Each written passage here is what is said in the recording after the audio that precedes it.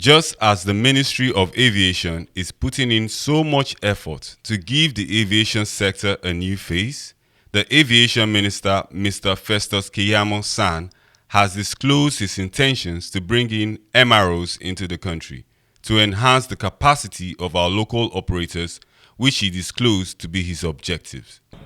They have spoken about the MROs. I think it's at the heart of the improvement of our local aviation industry. We need to bring in the MROs. People are already talking with us. I don't want to let the cat out of the bag, but very soon we're going to advertise. In view of that, he pointed out a 5-point agenda which he believes will help achieve these initiatives. We create the indulgence and also your support for the 5-point agenda we have set for ourselves. If you think we have not covered any area within the 5 points agenda, please be free to let us know. We are going to expand it to 6-point agenda or 7-point agenda. But the first is that we are going to ensure the enhance and ensure strict compliance with safety standards. So that's number one in the industry. So we talked about safety first of all. The second, of course, will be to improve our infrastructure, both the aeronautical infrastructure and the non-aeronautical infrastructure. The third would be to support our local operators. I don't think for many years, and different governments have come and gone, they have not put that as one of their focal points. I think support for our local operators is very, very critical. Without them, there will be no industry. There will be no industry. So we put it as one of our very focal points. Support our local operators. Make sure you enhance their capacities. For so many years, we've had a lot of mortality rates, high mortality rates, in the aviation industry in terms of airlines coming and going under. Very high mortality. I think more than 100 airlines have come and gone under in the last 40, 50 years. In fact, we have had some AOC holders who never even took off at all. They have AOC, but they never even took off at all. And so we need to enhance the capacity. In the absence of a national carrier, in the absence of our own airlines, a nation, then we should have flag carriers within the nation who will make us proud and who, of course, that will service our reciprocal rights under all the different masters that we have. The fourth, of course, will be to enhance capacity within the industry, capacity development. Train and retrain our technical people within the industry and ensure that we raise their standards to global standards. And of course, somebody just talked about revenue optimization. Without imposing extra taxes on people, let us just optimize revenue. That is why I took a memo to council. I said, I don't like VIPs. You know, I'm coming from civil society. I'm not coming from a privileged background. So my orientation has always been that I don't recognize VIPs. Don't know VIPs. We are all the same as human beings. So I don't see any reason why we should exclude some people from paying our taxes, paying our levies in our airports. That's why I told Mr. President, I said, look, Mr. President, let us eliminate all these VIPs coming to the airports without paying, without parking or gate. The president, I said, except the president and vice president. He said, why should I be exempted too? Put me and the vice president, we will pay too. It's optimized revenue, so we're not imposing extra. I'm just giving one example of how we try to optimize our revenue lines. Those are 5-point agenda, and if you think we have not covered any aspects of the aviation industry, please let us know. He said this at the 28th Annual League of Airport and Aviation Correspondent Stakeholders Conference with the theme Aviation Survivability Amidst a Challenging Microeconomic Environment held last year in Lagos. He further noted that his purpose for all this is to chart the way forward for the aviation industries, discuss the challenges facing the industry, and raise awareness for policy management and operational issues. The leading aviation industry gathering will afford them the opportunity to change ideas with operators, business owners, and how the country's aviation sector can survive amidst prevailing macroeconomic environment. So for our local businessmen, our banks, financial institutions, financiers, Don't say that foreigners are coming to take your business. It's big business. Anybody that establishes a world-class MRO, I know people is doing something for the wide bodies, but we still need more. Somebody that can take the 777s up. If you bring them in, you will service the whole of West Africa, you will service the whole of Central Africa, you will service even parts of Southern Africa. If you can get the MROs now into Nigeria. There's none so far in the whole of West Africa and Central Africa for the real big bodies, the wide bodies.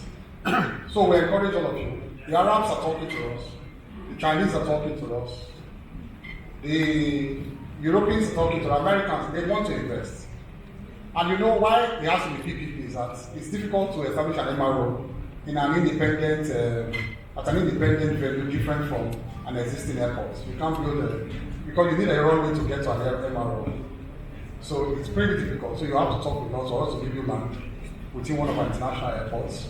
We're in the process of doing our master plan, so we're going to mark out clear areas for MROs within the international airports. So the President, Aircraft Owners and Pilots Association of Nigeria, talked about the various challenges encountered in the sector, noting that it will be of interest to focus more on issues of policies that will enhance the practices in the industry.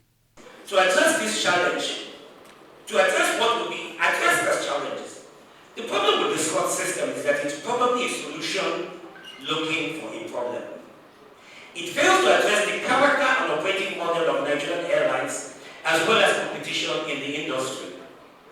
If we go back to the 70s and 80s and 90s when Nigerian airlines were generally unreliable and before the era of airline booking systems, consumers were already programmed to catch the airline on the ground, ready to go, and even today, with all of the available technology, including the ability to analyze airline performance and reliability data, and we'll speak to the issue of data shortly, and with the persistent character of inefficiency and delays, which the airline often blame on airports and operational issues, consumers will still make every attempt to catch the very first and most likely reliable flight of the day, which will give advantages to the airline that can get the earliest slot.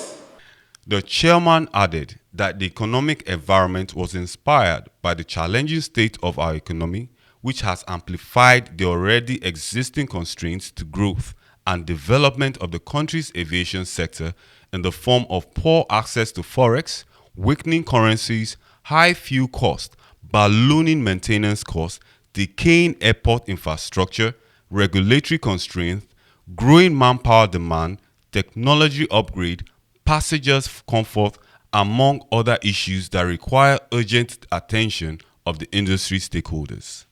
I think the domestic carriers themselves, they don't trust each other.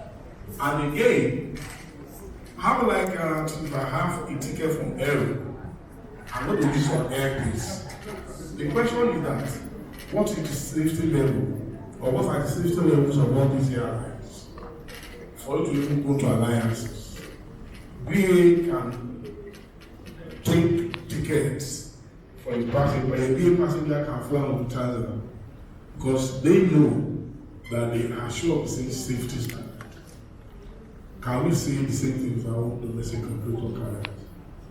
Again, there is also a way of solution. They need to trade among themselves. And for them to trade among themselves, a critical factor they need to do. There should be a clearing as well as settling their debt. The keynote speech was taken by the MD, Nigerian Airspace Management, Ahmed Omar Faroukas, where he stated that it is an annual event meant to unearth factors responsible for the headwind air transport which has since been contended against in Nigeria. NAMA fees and charges. This is very interesting. And I hope by the time I'm through with this keynote address, our vibrant Laac will escalate further to all stakeholders, particularly AOEA. The Nigerian National Management Agency relies on statutory fees and charges for the management of the airspace. Remember that aviation takes place only in the air. These funds are generated from services we provide to the flying community. Without this fund, NAMA cannot discharge its responsibility of ensuring the safety of our airspaces effectively. We majorly generate discount to the airline companies. The largest percentage of NAMA's revenue comes from an in-route navigation charges, domestic and international flights. And terminal navigation charges. Domestic and international flights, while international flights pay in US dollars, domestic flights pay in the Nigerian currency. The event featured various programs such as the talk shop, which was expected to prefer foolproof strategies for mitigating the imminent pain staring at nearly all operators and stakeholders in all facets of the entire aviation value chain. We all know that the aviation business is capital intensive, coupled with the fact that most transactions relating to equipment acquisitions, spare parts, leasing maintenance, training and manpower development, and other aspects imperative for keeping aircraft in the sky require foreign exchange. I also want to appreciate those who have advertised, but that is not enough for us. We also need support for amount expended on this magazine and also to get some other things that are needed for the operation of Laac members. Without sufficient attention on data, I don't see aviation industry going far. However, the recent developments under the dispensation, which introduced the floating of local currencies, high inflation has since wiped out disposable funds from majority of the citizens, he said.